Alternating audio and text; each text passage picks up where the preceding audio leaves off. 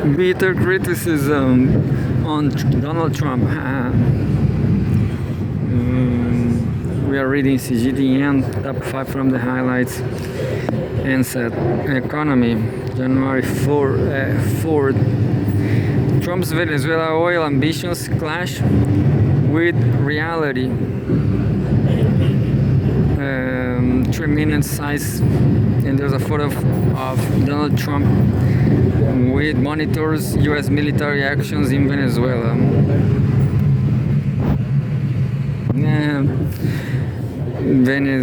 Donald Trump boy watching military stuff. The United States military actions in Venezuela have triggered significant geopolitical shockwaves despite US President Donald Trump's rhetoric about quote-unquote managing Venezuela through a transitional period. The broader oil market is widely expected to remain largely unaffected, with no major disruption anticipated. That's good news for everybody. One key reason is Venezuela's current marginal role in global oil supply.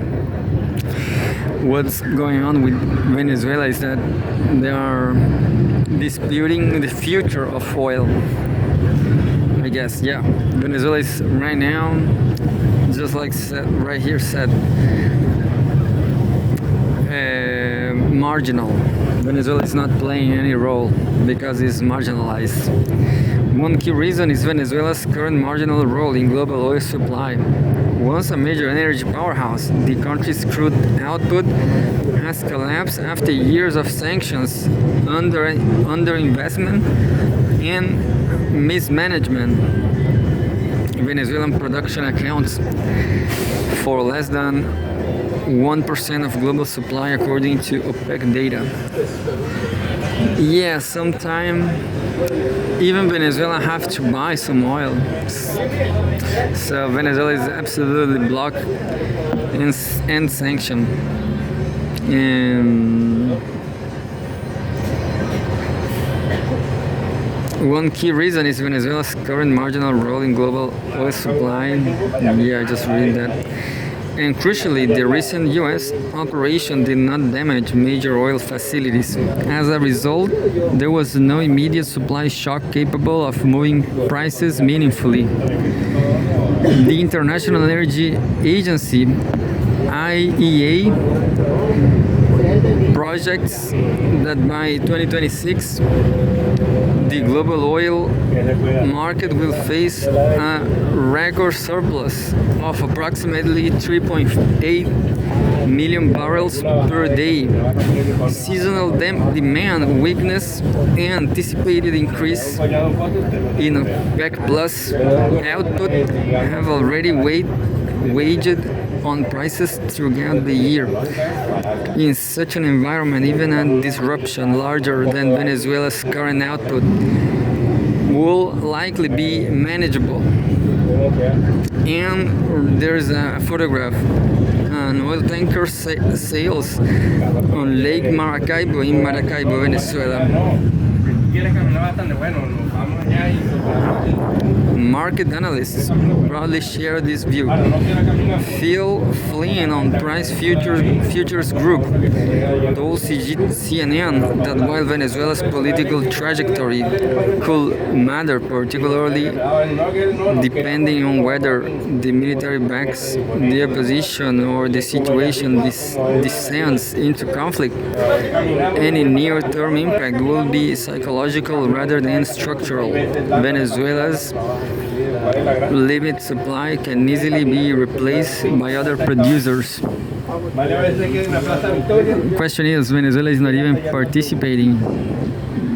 Similarly, A&S Global Risk Management Arne Lohmann Rasmussen told writers that for the first quarter is expected to see severe oversupply regardless, making Venezuela's contribution largely irrelevant in market terms. Trump, however, has outlined a far more ambitious vision.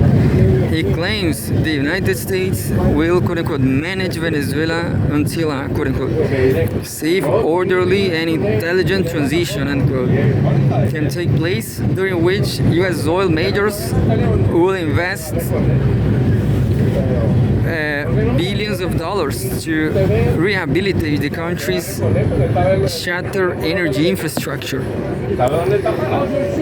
Yet history offers sobering counterexamples, as Ed Hears of the University of Houston points out, cited by Reuters, US-backed regime changes in Iraq and Libya failed to deliver sustained oil windfalls for American companies. Rystad Energy's George Leon similarly warns that forced political transitions rarely stabilize oil production quickly. And there's protests. Jail Trump. An anti-war demonstration takes place on Boston Common in response to US President Donald Trump's attack on Venezuela, Boston, US. Beyond economics, Venezuela's oil sector is entangled in severe structural constraints. Sanctions remain formally in place. Infrastructure is severely degraded. Legal disputes over ownership and contracts are extensive. Even if political conditions were to stabilize, restarting large-scale production will require years of capital investment and industrial rebuilding. Short-term gains are therefore highly unlikely. Nice article, yeah. Meanwhile, the international response has been overwhelmingly critical. Governments across Latin America, as well as China, Malaysia, Slovakia, and Russia, and others, have condemned the US action as a violation of sovereignty and international law. Domestic opposition within the United States has also emerged, with lawmakers questioning both the legality and strategic rationale of bypassing Congress for military actions. Overall, while Trump seeks to restart Venezuela's vast oil machine throughout external and quote-unquote management, the reality is far less accommodating. Broken infrastructure, complex legal entanglements, and an extremely unstable political environment mean that this vision is unlikely to translate into meaningful production gains in short terms. And I'm going to see the previous one from the everybody's friend Wang Ji.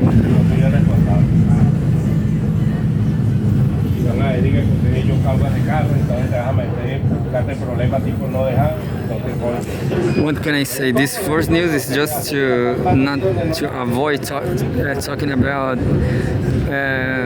polemic things, and the second one is more interesting.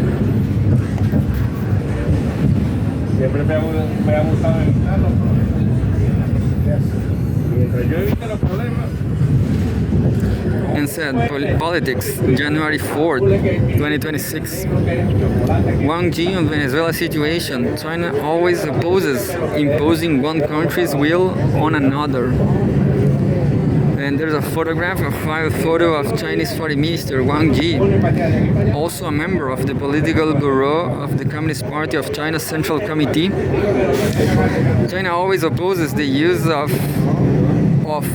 or threat of force, as well as any imposition of one country's will on another, Chinese Foreign Minister Wang Ji said on Sunday when speaking on of the situation in Venezuela. Wang, also a member of the Political Bureau of the Communist Party of China's Central Committee, made the remarks when holding the 7th round of China-Pakistan Foreign Minister Strategic Dialogue with Pakistani Deputy Prime Minister and Foreign Minister Mohammad Ishaq Dar in Beijing. Wang said the current international situation is more volatile and intertwined, with unilateral bullying becoming increasingly severe. The sudden change of situation in Venezuela has drawn high attention from the international community, Wang said. quote, "We never believe that any country can play the role of war policeman, nor do we agree that any country can claim itself to be an international judge," Wang said, adding that the sovereignty and security of all countries should be fully protected by international law. Anyway, that's it. China keep being the role model for the world, but this is strange, you know. Many people across the world, and myself included, we have this impression that China sold Venezuela. There was a meeting 5 hours before the attack with Chinese officials, and then the attack came. Why they couldn't stay for 5 more hours? Who knows what really happened, but the intuition says that Venezuela is close to the United States and Taiwan is close to China, so maybe that would be a great deal for China and US. Who knows?